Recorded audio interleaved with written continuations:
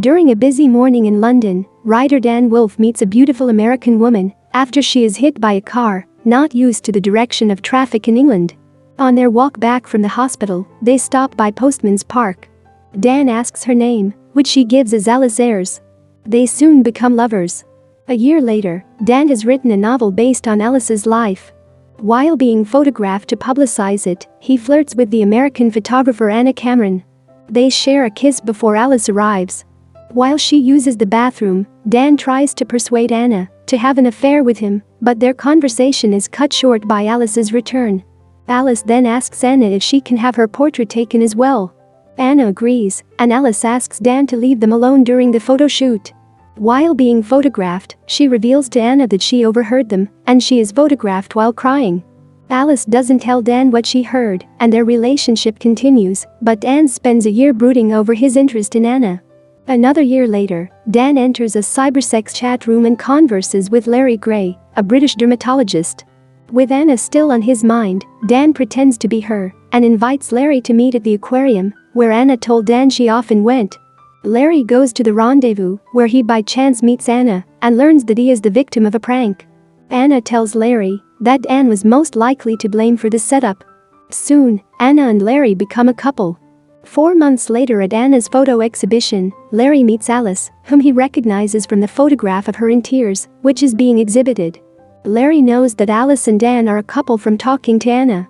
Dan persuades Anna to become involved with him. They cheat on their respective lovers for a year, even though Anna and Larry marry halfway through the year. Eventually Anna and Dan each confess the affair to their respective partners, leaving their relationships for one another. Heartbroken by her loss, Alice becomes a stripper once again. One day, Larry runs into her accidentally at the strip club. He asks her real name, and she tells him it is Jane Jones. He asks her to have sex with him, but she refuses. Later, Larry and Anna meet for coffee. She asks him to sign their divorce papers, and he bargains with her she agrees to sleep with him so that he will sign the documents and thereafter leave her alone. Anna and Dan later meet, and, after she reveals to him that the divorce papers have been signed, Dan realizes she has had sex with Larry. She claims she did it so he would leave them alone, but Anne is furious and does not trust her. A distraught Anne later confronts Larry to try to get Anna back.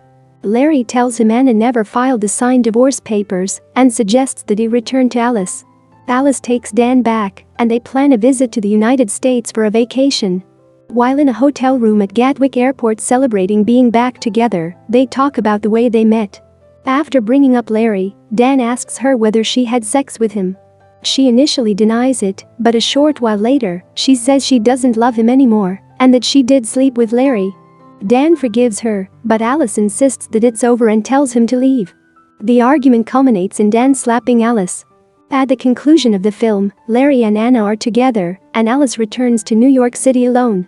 As she passes through the immigration checkpoint on her way back into the States, a shot of her passport shows her real name to be Jane Jones, revealing she had lied about her name during her entire 4-year relationship with Dan, but had told the truth to Larry, even though he didn't believe her. Back in London, Dan returns to Postman's Park and notices the name Alice Ayres on the tiles of the memorial to heroic self-sacrifice. The Ayres dedication is to a young woman who, by intrepid conduct, and at the cost of her young life, rescued 3 children from a fire. The final scene, which resembles the first, shows Jane walking on a New York street alone being stared at by several of the men around her. She crosses a crosswalk that appears to have a "Don't Walk" signal up.